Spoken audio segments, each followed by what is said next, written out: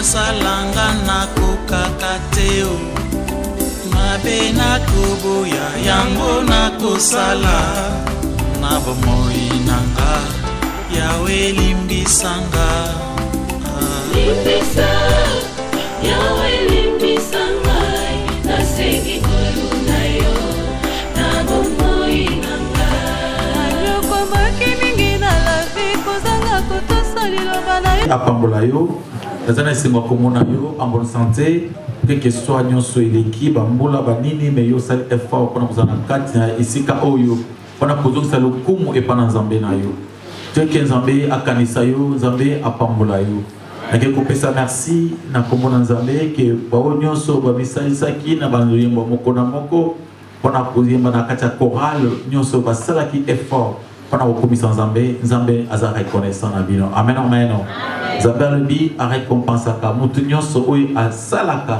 ata moko na eloko mpona ye bamosusu bavandaka na ndako des fois asiliki ata aza na traverse bapapi difficile alobi nzambe yango mpe na sambele ezosimba te tika navandaka na ndako me nzambe alingi bato oyo ata pasi ata bisengo bazomipesa epa na ye alleluya alleluya nzambe akozanga te kopambola yo tema lelo engeloba les croyants est l'acte suprême de l'adoration spirituelle. Les croyants, na acte, monsala, suprême, il y a adoration. L'acte suprême d'adoration spirituelle nabiso. Le lenge ya kosambela nzambe, oyo nzamba lingi, pona biso to sambelaka. Na biso na lolenge ya kosambela Yesu azo na mukanda Matthieu 20 izana mukanda Jean chapitre 4 verset 23 alobi papa azana poussa na ba vrais adorateurs oyo ba adorer nzambe en esprit et en vérité. Alléluia. Kosambela nzambe en esprit et en vérité ezali monene mbeto komeka ko expliquer lelo le vrai adorateur biso ba croyant na acte wana suprême ya kosambela nzambe na ndenge ya molimo amen nakutana na sola na bato ebele mama moko ayelanga tosola ayebisinga papa naza tuma te nazoyeba te soki makambo na nzambe yango nazosala eske nakomi bien nakomi te tana tunia mutuna ayebisaka ke ye déjà asala ba jeune à makasi ndenge azali wana aza na expérience ya makambo na nzambe parler en langue déjà akoya ndenge bato batia bato moko wana akoyi nyonso wana ekome na ye apesa meme baprophétie mais ntango natuni namoni ke quelque part azo se sentir c'est comme si ye na nzambe bakutani te asantaka mpe nazokoma te ndenge bato bakangamaka na nzambe mpona sentir ke naza na nzambe nazo biloko nyonso nzambe apesaka mais amen nasala ba jeune na parlant langue jeune nasala na parlant langue nakoya pene bato so bakoya na kati ya église mais eloko ezokambwisanga eza ke nazoyeba te nazosentir ke ngai na nzambe toza pembeni te amen amen bien mpona kozala pembeni na nzambe nzambe alingi toyeba koadore ye na bosolo mpe na molimo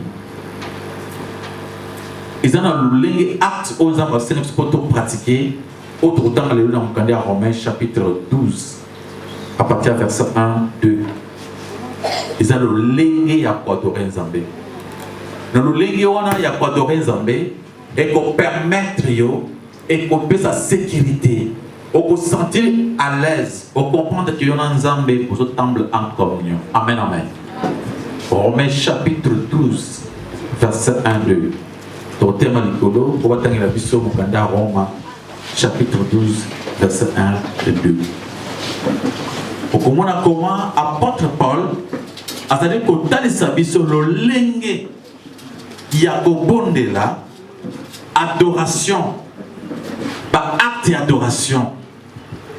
Nous sommes dans l'adoration à monoko, koyemba banzembo, kobina, oui. Adoration, ils appellent un acte qu'il faut opposer.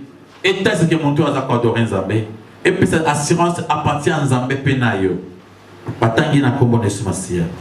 Nous lisons dans le livre de Romains chapitre 12 les versets 1 à 2. Nous lisons au nom de Jésus. Amen.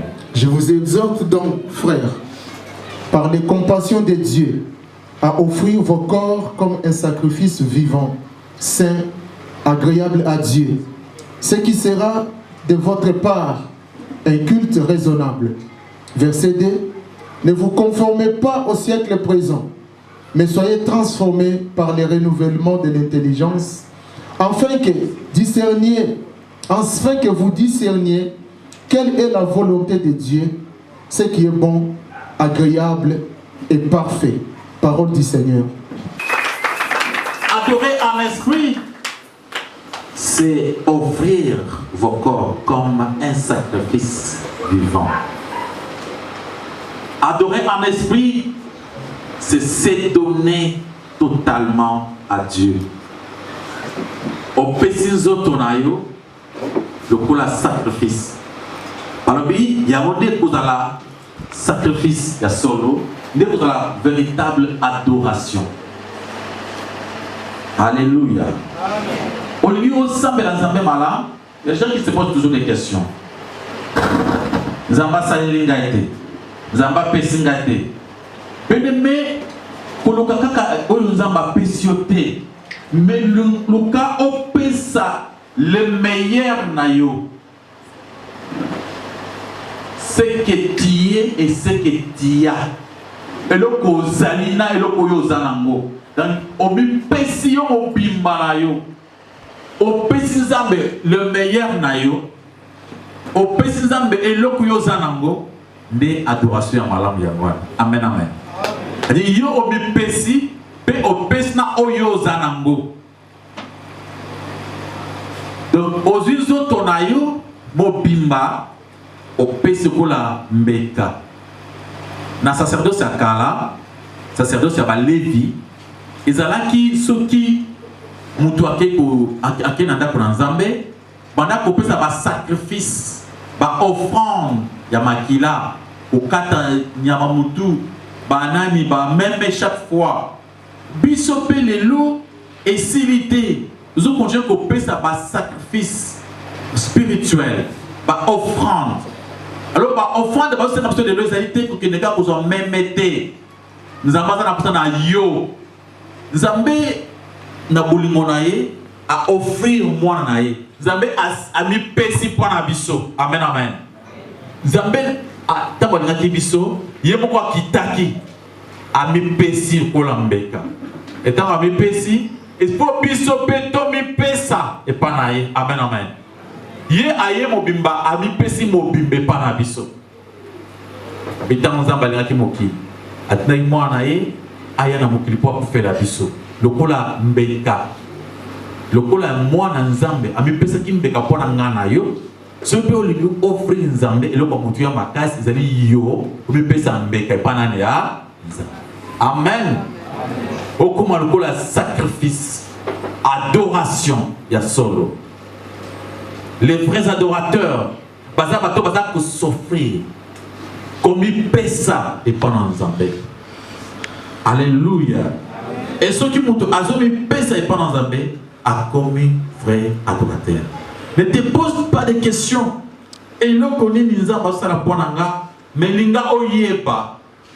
Et le connaît yozo paie ça, ozo ça la ponanga Nzambe na yo. C'est-à-dire yo il faut ça quelque chose. Amen. Pour le bazar, yo sala quelque chose. Yo mi pesa na pour ma kamonanza. Au comment est-ce qu'on peut prendre Nzamba pour ça? Parce que mon Dieu c'est un numéro de Nzambe. Nous regardons Ephésiens chapitre 1. Ephésiens chapitre 1. Bible nous sur comment ba offrande, ba sacrifice. O Nzamba a pesa biso. Nzambe a pesa biso na Ephésiens chapitre 1 à partir du verset 3. Alors Nzamba pesa biso ba richesse nyonso en Christ. Tant que on dit Jésus-Christ, Nzamba pesa biso connaissance, intelligence, sagesse et toutes sortes de bénédictions spirituelles. Et ça n'a qu'à biso. On a par la foi. Celui qui n'a pas la foi, il peut se plaindre car côté. Mais il faut avoir la foi pour mon sagesse. Amen, amen. Et maintenant, nous avons ça. Yo n'a pas oyo zanango au pesa moloko la mbeka et panaï. De o vrai adorateur. Alléluia. Attendez pour la gloire de l'Éternel notre Dieu. Milolo, milolo, milolo, milolo. Amen. Bien-aimé, Bible soba ke Nzambe asa biso ba sacrificateur. Jésus-Christ a le souverain sacrificateur, le Melchisedec. Babi Abraham, abanda ko kende ko pesa jim na ye panan. Melchisedec le roi de Salem. Et ce que Kitina sait, il y a mon candidat Hébreu 7, Dieu a fait de nous un royaume de sacrificateurs. Alléluia. Mon Christ nyonso azali motumimbeka. Sacrificateur. Sacrificateur qui est le bani. Moutou azan accès. Il y a aucun départ dans Nzambe face en face pour payer sa offrande na yemoko. Nakalezalaki pour la offrande comme pas dans Nzambe, il faut le kabatu mususu. Bango de batu basantu bangoana de bakozo offrande na yo ba pesa pas dans Nzambe. Mais ce n'est pas le cas aujourd'hui. Moi na nyopsi ya Nzambe ya mwasi pe ya mobali azana droit akende pas dans Nzambe en face. Apesa mbeka na ye moko. Alors balobi biso esengeli to pesa nzoto na biso. Alléluia.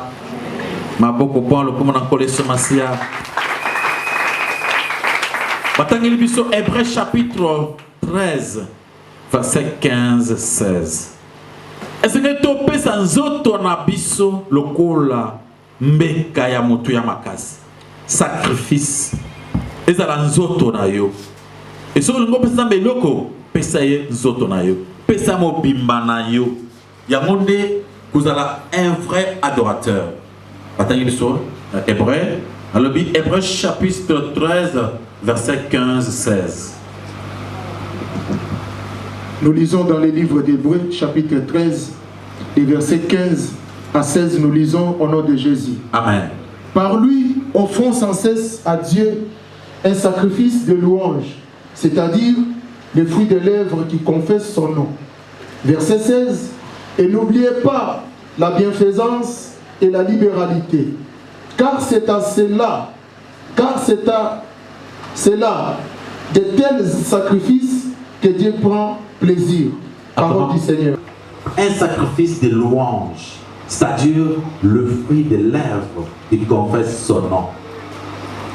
Donc il faut topper sa paix par mbeka. Ndenge batokabana ko pesa mbeka. Parce que c'est comme mbeka spirituel. Le lème où ils ont commis sans Nzambe. Il faut adoration, louange à Dieu. Et ceux qui n'ont louange de adoration. À quitter un verset 15, verset 16 à l'obi. N'oublie pas la bienveillance, la libéralité. Comment sera ko kabaka kabaka. Batum so ko fa bola ata ba sambe ndenge nini. Okota lo la mobola to lo batambo. Moun bakabakate aïbi ko adorer Nzambe te. Bibezo bani yango de offrande pesa Nzambe a sepela kanango. Voilà bien awa dans Bible ngai. N'oublie pas la bienveillance et la libéralité, car c'est de là, car c'est à de tels sacrifices que Dieu prend plaisir. Amen. Amen. Quels sont des sacrifices? Adorer Dieu, c'est d'abord s'offrir à lui, donner ce que vous êtes et ce que vous avez à lui. Adorer Dieu en esprit, en vérité, veut dire seulement le plus grand commandement de la Bible. Qui connaît le premier commandement et le plus grand. Amen, amen. Oh Jésus a Pesaki, dans le livre de Matthieu 22, le plus grand commandement, c'est de se donner totalement. Donc, on peut lire ce verset. C'est Matthieu 22 qui connaît le verset. Ça doit être le verset 37. Alléluia, alléluia. Adorer Dieu et le bakou pratiquer, c'est verset 37. C'est pratiquer le plus grand commandement. C'est ça, adorer Dieu en esprit, en vérité. Yonan omi pese pas dans zambete. Bien mais il faut pese le meilleur na yo. Le meilleur, si on peut ça mbeka bien. Na kalisa qui sont pesi mbeka, même katan le boko bako yambambote. Alléluia. Amen. Mais vous voyez que secret zali, batu bibizo bake Nzambe bi oya pesa kakozwa. Soko lingi opambola mana makamona Nzambe na molimo pe na nzoto, il faut pratiquer au Nzamba c'est le plus grand commandement. Batani on a combien ce matin? Matthieu 22 à partir du verset 37. Jésus lui répondit: tu aimeras le Seigneur ton Dieu de tout ton cœur, de toute ton âme et de toute ta pensée. Parole du Seigneur.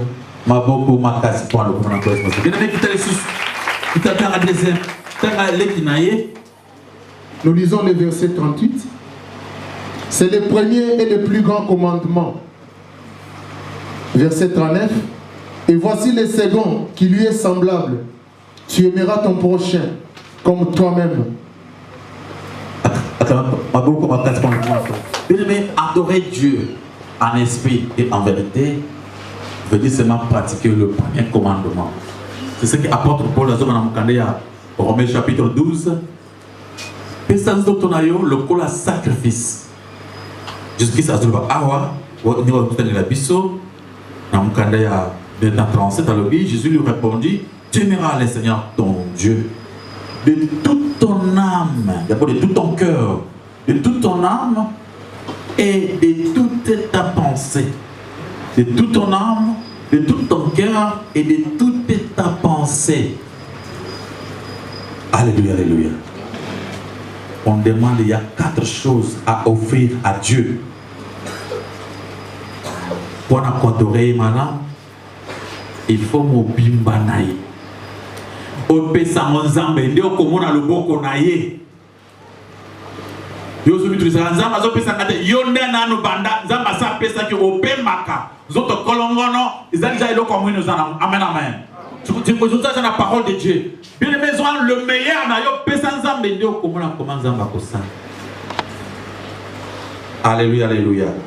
Babi kolinga nzambe, il faut qu'on pesa, c'est le grand commandement. Le premier et le plus grand commandement. Kolinga nzambe na motema. Alléluia, alléluia. Kolingeni na molimo pe na âme. Na makanisi na yo nyonso. Il y a 4 choses. Donner à Dieu ton corps. Kopese zoto na yo. Kopese motema na yo. Kopese makanisi na yo. Pe kopesa ye molimo na yo. Akama pour la gloire de l'Éternel pour Dieu. Zambali ni opesa ye nyonso tikelo ko mon côté. Quelque part Zamba zo balobi. Ici comme toi tchaka musu ozwina yi. C'est comme motema sanini eza.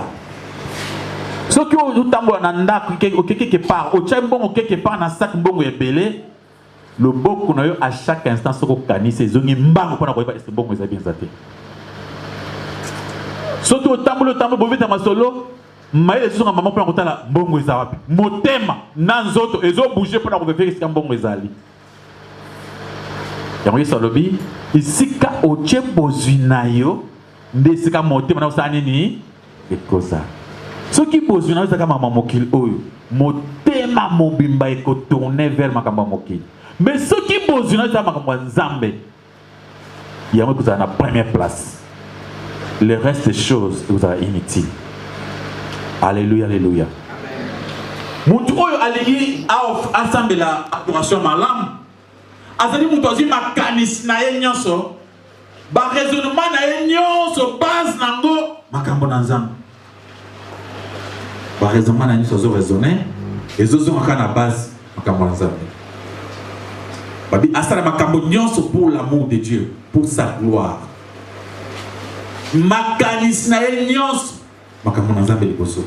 Et quand il gagne son argent, il gagne un cas. À chaque mot, premièrement, il y a un zam. Même kopesa et dépendant na bozui. Tout en na hébreu lobby kopesa ko soutenir misala nzambe ezali kotalisa et puis ça nzambe plaisir. Et ça nzambe esengo pona mutu oyo azobimisa pona kopesa au nom de Dieu. Et ça a plaisir dans nzambe. Mais na remarquant le chemin du salut, batu mingi bana ko sambela. Toyimba kitoko sambela prière à makasi. Mais pas bien fait na libéralité baza moke. Oko lendi salelo baza na posa o lendi salobi. Moni mutu na mbongo kwa pesa mais papa te yango te bato pa pesa mbongo mais toi tu as l'argent. Pesa oyo za na mpoko na na terre bato mususu. Yo so comprendre yo pesa on a pas na ye. Alléluia, alléluia. Mon frère, c'est un grand secret. Bolingo est un acte. Yo so lingiza na motema. Oui. Olingi na molimo na makanisi. Mais dans autres au pesa ka le côté, o tikalika ya molimo. Ça c'est pas bon. Vous avez les vrais adorateurs, vous avez parmi les vrais adorateurs. Un vrai adorateur a pesa ka tous les quatre choses na tu kotangela yo. O pesi ya nzoto, o pesi ya molimo. Amen amen. Donc il faut au pesa nyonso. Déjà des fois ils ont même les chemins, c'est sur le but tout ça la musala au sous bataille là quoi église. Batu muki. Les batailles ça ke bango penza bako pesa. Ba mosusu on a vendu na opesa na opesa. Bino ba opesa équipaka pasteur te, équipaka moyen bité, équipaka modérateur te. Mutu nyonso il faut atalisa na oza ngwasa nini. Ah free. Et tant que nous avons pesé, nous avons sima. Yo il a gaga. Papa on le vit dans le bio sur jinte, il y a le baquet de rozama pambolité. Yo kana jine ne opesa. Bible zo ba to pesa ba offrande, ba sacrifice. To mi sa bon on a biso, tout se lire œuvre. Tant yo so mbongo yo linga ba biso 10% pour pesa. So 10% yo opesa te. Au moins que oza vraiment très attaché dans mbongo. Mais il y a d'autres personnes dans cette église, à mon bazo sale. Bon, maintenant qu'on progresse, ils ont regretté. Bien aimé, malheureusement, nous avons kenda kana sete. Babil les bienfaisants, misala malam. Bien aimé, bolam mon côté au koko sala na mokil oyo, zabatika na nyongo na yo, zambazongi saka bolam nyons au buto sala. Alléluia, alléluia. Babil plaisir, adoration en Zambé. Nous toi pesaka, nous toi songaka. Parce que dans le plus grand commandement, ils ont soutenu par le second d'aimer les prochains. Un vrai adorateur, c'est ne oyo azali na bolingo. Et c'est un bagage au sein de la zabe malamu, ils allaient kolingaye na kolinga batubaza pembeni. Mutu alingaka apesaka. Amen amen. Okomona muboti apesaka les meilleurs naye pa bana naye.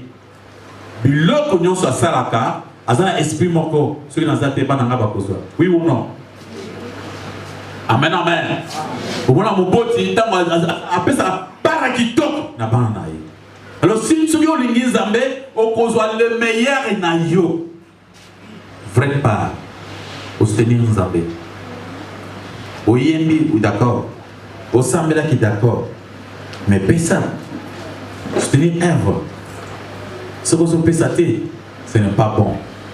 Vous allez chanter, vous allez serviteur, vous allez protocole. Dans le but que pesa, ils ont dépendre de la bozu à Moutou.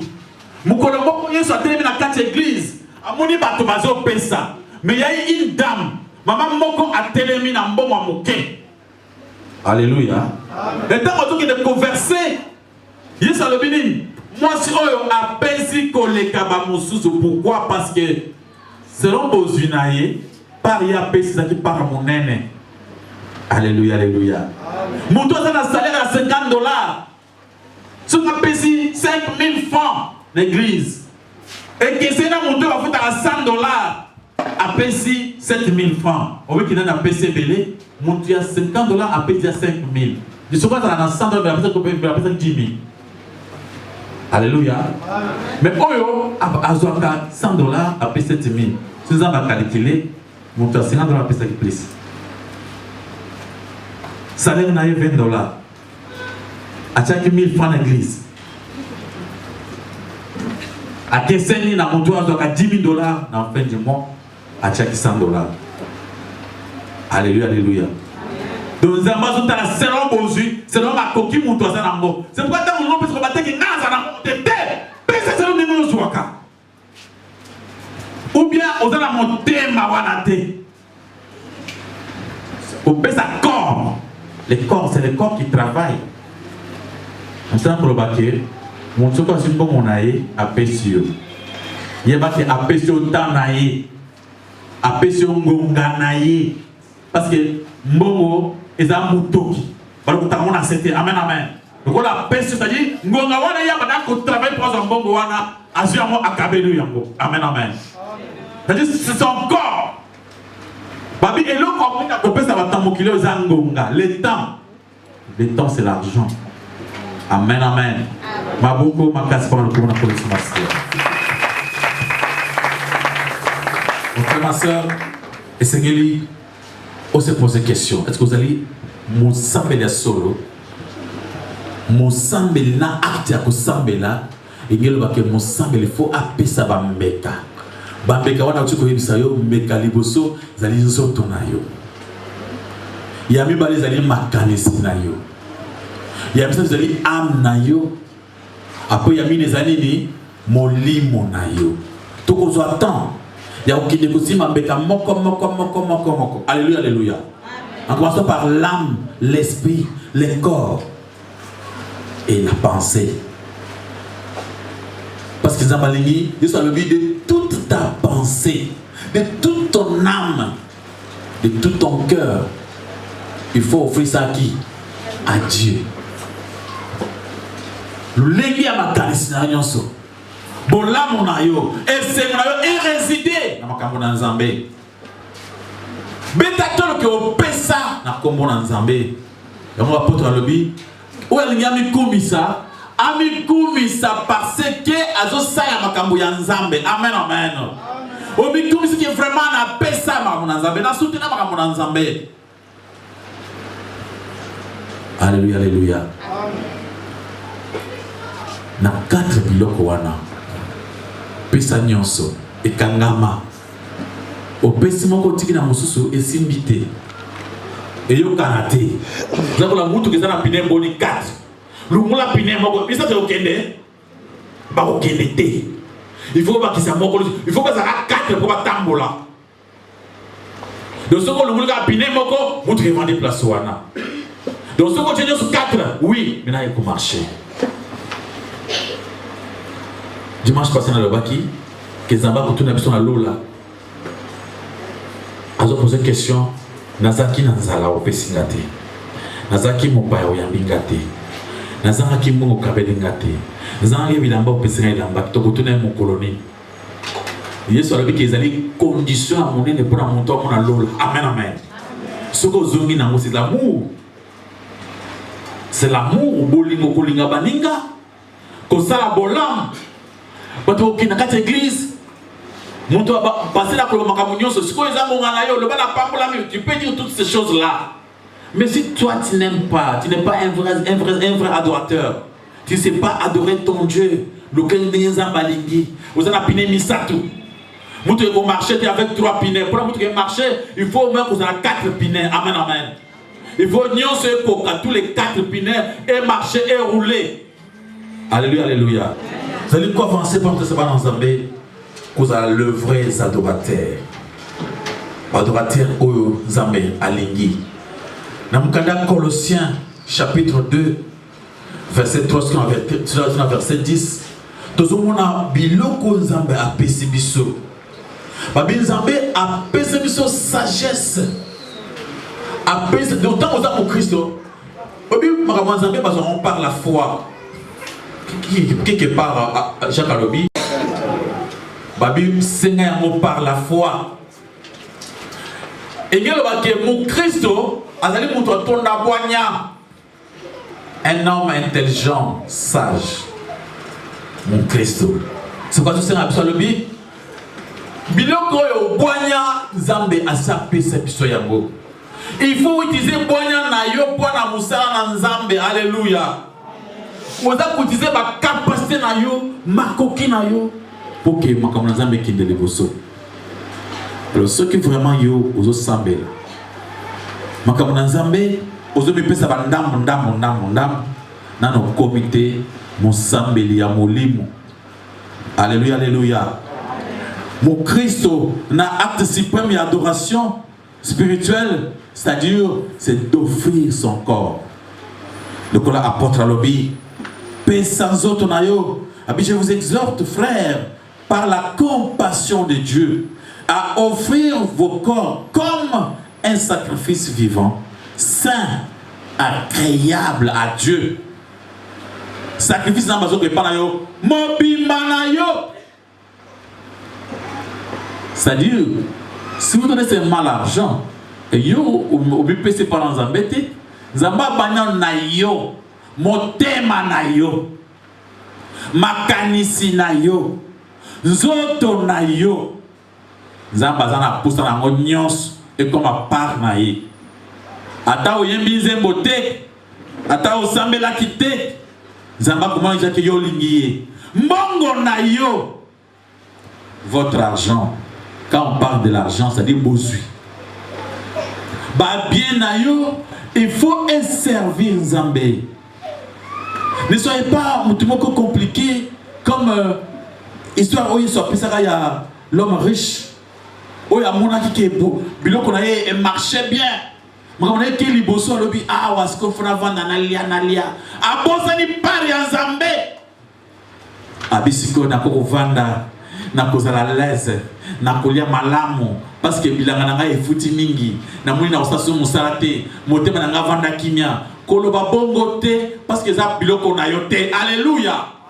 Et donc aux occasion na ba bien aux anango okosuba pelola yeso apesa exemple ya mutu moko azaki kosala musala et pas patron tant patron amoni ke mutu oyo ifuna longwe na musala abengi alobi ke ndiselenga ba compte.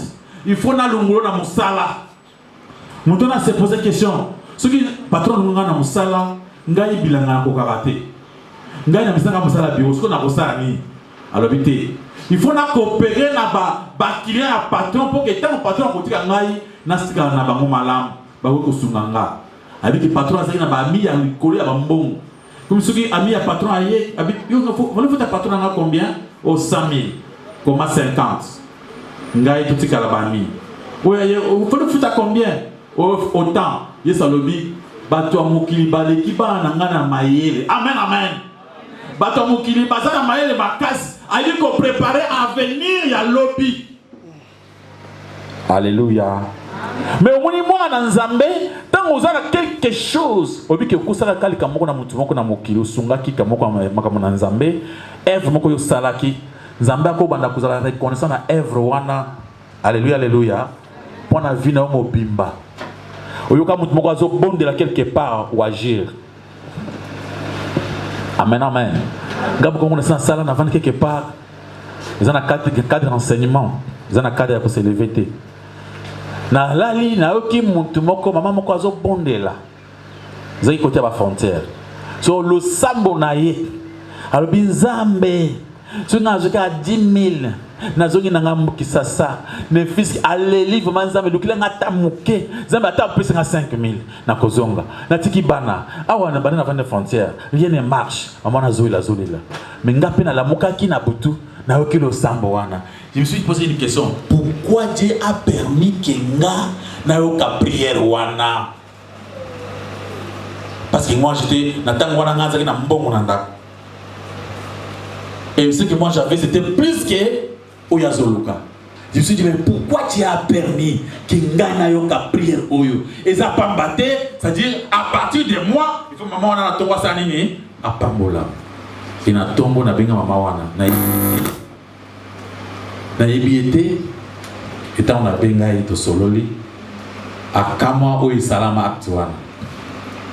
depuis wana na bima pe na kina wana ou kusaka wapi adresse vous a côté ni ngabité ils a pour moi oui adresse na ngate ils a pour moi oui ba famille na ngate ils a acte moko salami kaka na okaki prière nzamba si motima na pour que na sala quelque chose et ce que j'ai fait na sala kiamo beme na kena na bosana mukolo moko na se trouver na difficulté à makasi na zo souffrir na kati ya prière na kati ya prière ndeko moko papa na moni vision nzamba ça vous a quelque part au stade que moko boye Dieu m'a rappelé yo parce que mona oyo ekotika la boété lobi azopambola yo okopambola ezokisinga espoir akta sala bandakala na komina sa l'équipe mbula na vani na sentir nazo nyokwama nzamba habité na kobosa na yote oui kobosa na kate moto na banda kobondela au sala kango. Alléluia, alléluia. Yo ozali image en Nzambe. So le but tous pour ça musala Nzambe. Yo des image en Nzambe faut pesa. Yo bosolo baka bon Nzamba on likolo so ki okitaka pesa on bon basala musala ozulo ba mabe. Muninga za na passe le bi ah ya bato basambe la raté bato passe basambe la raté. Na ya kosa yo. Bato ba traverser ba moment. Nzamba ko na mutu na ye atiki a souffrir. A souffrir ma casse après Nzamba tout tombola ye. Alléluia, alléluia. Mais profitez n'angonga wana zo souffrir. Ou ça quelque chose. Bien aimé. Les bienveillances, moussala malam, ils ont quoi moutouya makas. Mais il faut profiter de le faire aujourd'hui. Il ne faut pas attendre demain. Amen. Tant que vous avez orphelin, vous avez la passe, azo bela. Ils ont gonga wana nefo sungaye. Vous avez la lobby, les circonstances changent. Makambo change. Amen, amen. Mutozo mona pamba wana lobby ako kwa mokozi munene. Alléluia, alléluia. Car après la maille pesa kaye, porte ko fuma ya munene ko pe mutu mo na cause ya maille pesa mutu. Alléluia, alléluia. Mais tant que yozo kangana ko bonde la motema na bongo la motema bongo ka ya prière ya molimo. Mais ya ko pesa okangi. C'est pourquoi aux autres kangama pas molimo ki lozo pa mola maté, yo tra pa molika ya molimo. Amen. Un chrétien a montré à Kanabatu. C'est ça que le sacrifice aux Amazoka Yangwana. Adorer Dieu en esprit, c'est-à-dire aimer les autres, partager avec les autres. Amen, amen. Soutenir Maninga Moussous. Namaïle na yuza ma pesio. Au pesi Moninga Maïle a bien pour réussir. Comme ça, ça Maïle a trick. Na sale ba ko ya konaoka. Moni. Zama pesio Maïle belé. O ko ide mutu so bonga me ozo bumaye kaka. Alléluia, alléluia. Partage ton père. Moutozan zala songa eta mwazana zala wala parce que yebi lobité. Alléluia, alléluia. Mouto attendez le boko. Tchatanda mona le boko na yewana. Attends les moindres que ça t'agrène moko na le boko na yewana. Parce que yebi lobi na été. Zamba continue à mokozi mona na boko na yo aye pesa pona ko le boko. Posa bazala parce que lobby ko ba mutu monena linga pambola yo fandili ma pamboli yo ajira ko sala bisarate bien c'est na bani ezate kinde ah papa ata mokete na bi ale bo misae o bengani esengo yo moko. Alléluia, alléluia. O pesa ka batu yo yebi. Même Moussa dans un épisode de pesa, bah tout ça parce que abandonné, les lots n'a pas pesa pour mon église. A gagné $500. Les lots n'a pas pesa mon église. A joué un zélan, magasin changé. 500 pesa est belé. 500 les bélis. Ah, parce que peut attendre 250. Ah, vous allez me dire ah, mon pesa est belé mais colo 250 belé bah vous allez en monnaie. Vous allez bani tout ça dans bon wana. Hein? Rigoye bani to kosa na mbongo parce que yo tango za na kwata million ozanga kwa kosa na ngo suka ko bawa to 50 on lui dit problème ya monene na nzamba yo aussi pas que déjà 500 pour ça bango okuba ningo kozonga na sema ba faire ba kozonga sema ozo pete zonga na sema bien aimé avec notre Dieu circonstance mo ko bloquer mon deux athées on va on est dans un bonga bonga biso te ba kamote. Amen, amen. Il y a besoin de bonga déjà. Alléluia. Pour les chrétiens, parce que j'ai abondance, parce que la mort est bon, bien bon gâté, et ça pour moi, il y a un chrétien. Alléluia, alléluia. Si on a mis dans Zambé, na solo, au PC biloko mine na pesio.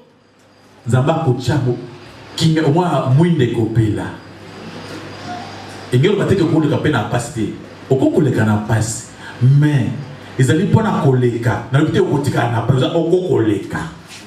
Au coup traverser ma cambo, mais pas na kolonga yango. Amen, amen. Alors oui, mitala bien aimé.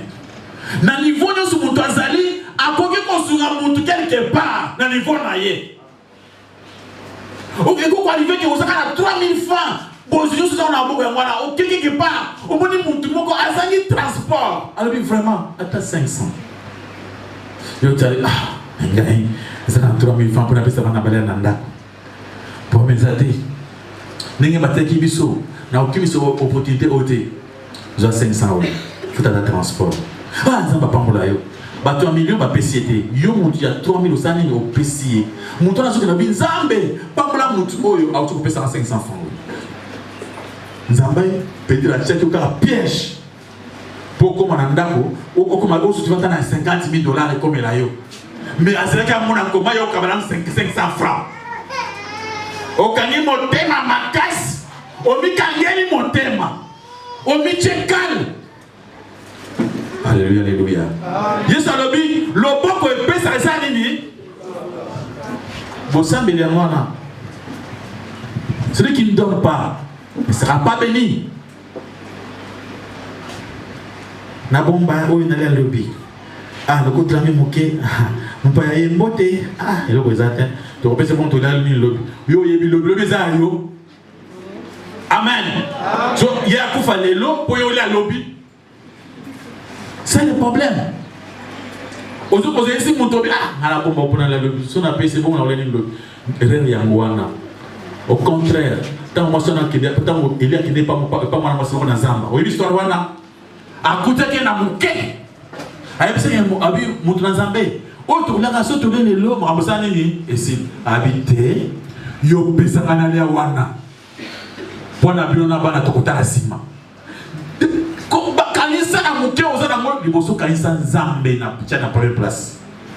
Alléluia, alléluia. Au cas ici, ma cambo dans Zambé, au comment on commence à fondre la porte. Ma beaucoup, ma casse par le temps de connaissance. Acte d'adoration. Les croyants est l'acte suprême d'adoration, notre thème. Les croyants est l'acte suprême de l'adoration spirituelle. L'adoration spirituelle, c'est-à-dire adorer Dieu en esprit. C'est-à-dire qu'on paie ça, mobile manayo dans beaucoup d'ensemble. Amen, amen. Ça veut dire quoi?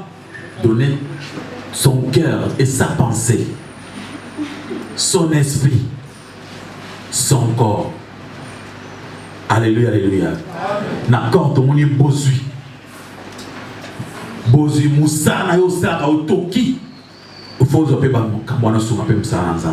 na pas na ya musala et ceux qui nous ont commis associés associés na oui ceux qui sont associés c'est-à-dire il faut na pas part na nyonso Yesu va se retrouver okomona wa l'église na binos. Alléluia, alléluia. Avant d'aller plus loin, coopérons avec moi votre pasteur. Comment on a connu que ma autorité à réseau signe. Avant, on a la musique, nous avons des pauvres entre nous, non. Bazate, il y a qu'à te coopérer avant au salle. Pasteur, je vais faire ça. Je vais guider au malam. Je vais guider au malam pour que nous nous salle. Et vous t'envoie malam. Alléluia, alléluia. Tiens, nakosala. Même si le ministre a yoté, il y a une minute pour ça. Pour ça, mon colonel. Ah, bah, t'es bien, hein? Trop dans le salle.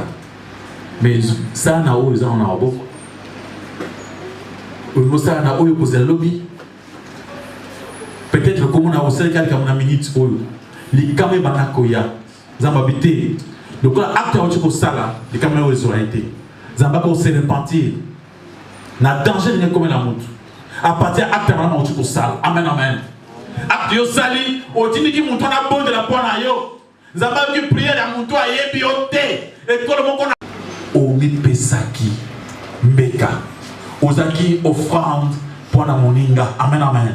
Omi pesi pour na baninga mususu. Omi pesi pour na nzambe. Ozi par na yo. Okabona na mon toit ça na ngote. Okaboni par na yo na mon toit ça na place te. Azaki musalama ko na yo te. Azuka par wana ke kolia mupamba. Zamba moni que vraiment o azali musambeli ya solo molimo. Alléluia, alléluia. Amen. Mais mon toit bon attend le bité enseignant la commission attend le bité. Le qu'on a monté manaye makanse c'est pas nzambe. Asa na misala malam. Ayo ki sango ya pesa moninga et ça ne passe dans l'itoy. Agir. Il fait quelque chose. On se pose la question pourquoi on a qui sango oyo? Ozo quelque part dans l'hôpital, ok t'as la moto mosus. Oyo que t'as la bazana mbongo na bango, basi babaki ça normal. Oleke pa mbato ozo là, oche litoyi. Ah, bande ba pesa ke mbongo, ba pesa ke nani o nasa liboso, ba mbongo bazana ngote. Ba sombe ki cité yozo kango.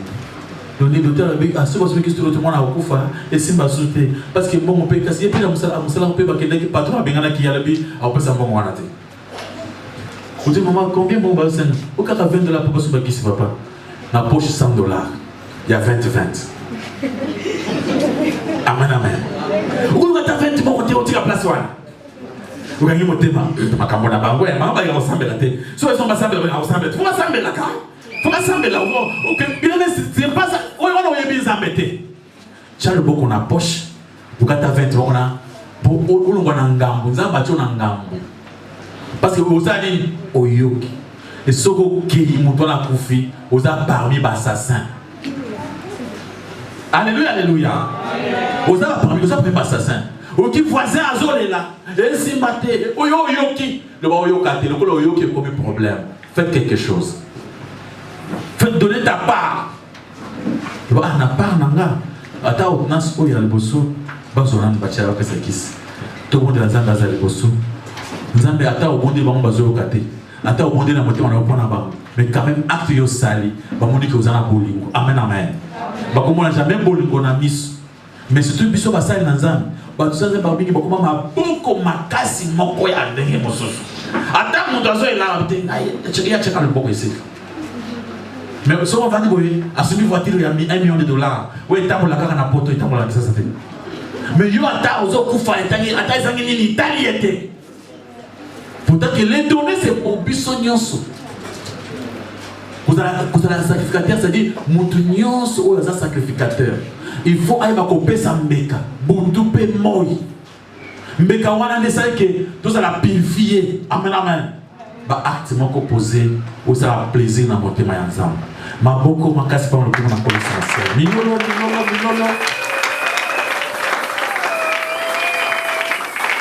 Thème d'absolu l'élo.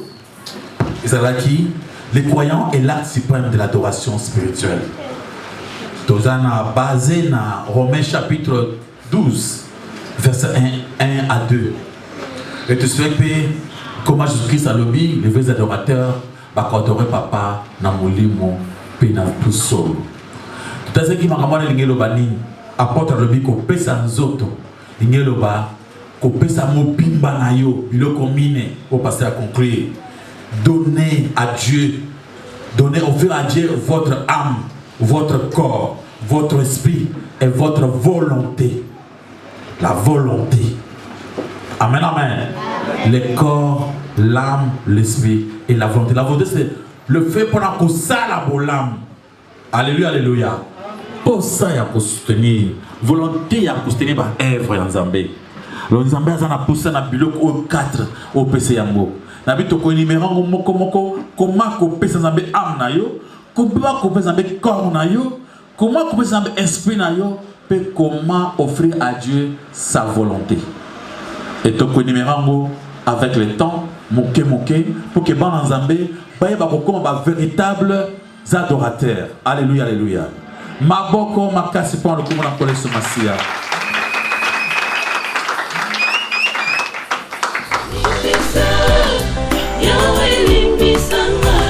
Nasengi koluna yo, na bomoi nanga.